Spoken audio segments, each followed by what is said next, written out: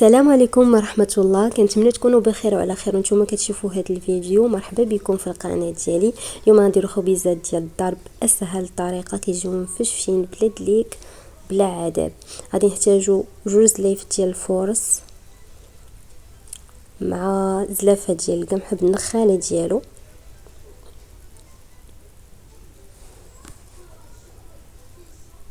غنحتاجوا معلقه ديال الملحه، جوج معالق صغار ديال الخميره اللي هي معلقه كبيره، جوج معالق صغار ديال السنيده اللي هي معلقه كبيره. غنجمعوا العجينه بالماء دافي والعجينه تكون مرخوفه. انا راه غادي نوريكم كيفاش القوام ديالها، وغير كنجمعوها ماشي كندلكوها، غير كتجمع. هانتوما ها كيفاش كيكون القوام ديالها، كتلصق في الايد.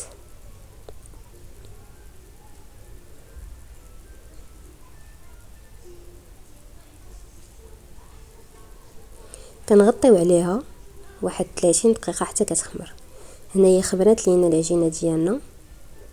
كندهن يدي بشويه الزيت وكنبدا نشكل الكويرات الخبيزات ديالي.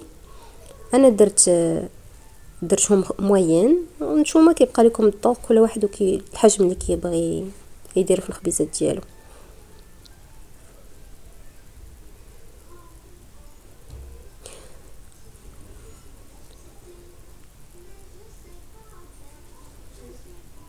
انا غادي نفندوهم في القمح ونخليوهم يرتاحوا شويه باش من بعد غادي نقرصوهم.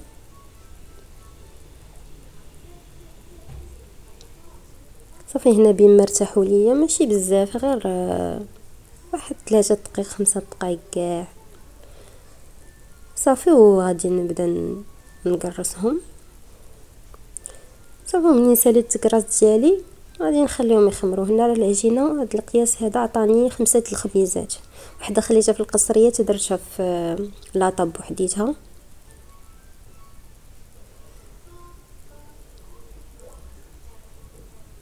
وما تقرصوهمش بزاف، غير شويه، حتى عاوتاني الا قرصتيهم بزاف غادي يقصح لك الخبز في الفران بحال هكا. هذا هو الحجم ديال التقريصه.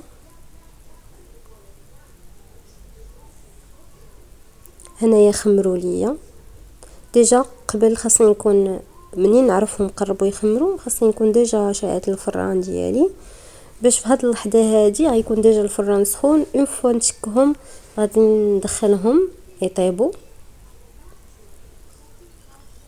على 250 درجه، وهذا هو الشكل النهائي ديالو. وبصحه وراحه، وما تنساوش الا عجبكم الفيديو ديروا اشتراك ولا